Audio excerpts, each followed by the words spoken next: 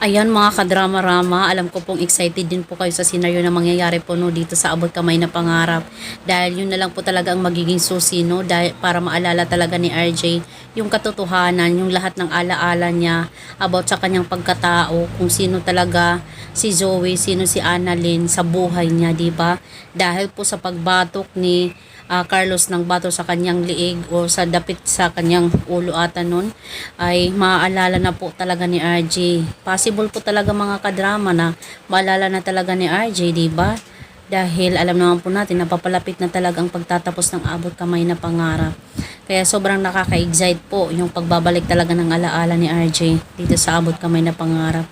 Dahil para masaya po talaga sila, no, para malaman na talaga nila yung katotohanan, wala nang mga kaikikan pa, diba? Kaya itong si Annalyn talagang sobrang napaka-supportive na anak, sobrang mapagmahal na anak sa daddy niya, diba?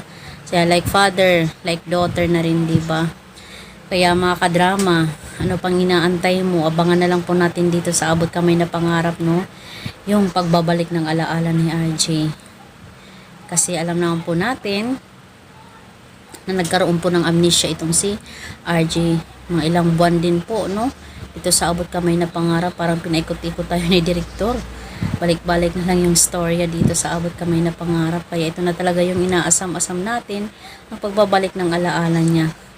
Diba? Sobrang nakaka-excite lang po. At saka nakaka-tense din po, mga kadrama. Alam ko pong inaabangan nyo po din po ang drama na ito. Para sa bandang huli is maging masaya na po talaga silang pamilya na kasama si Annalyn, kasama si Lynette, di ba? Dahil itong si Doc Carlos, alam naman po natin, naiiwan talaga yan ni Lynette.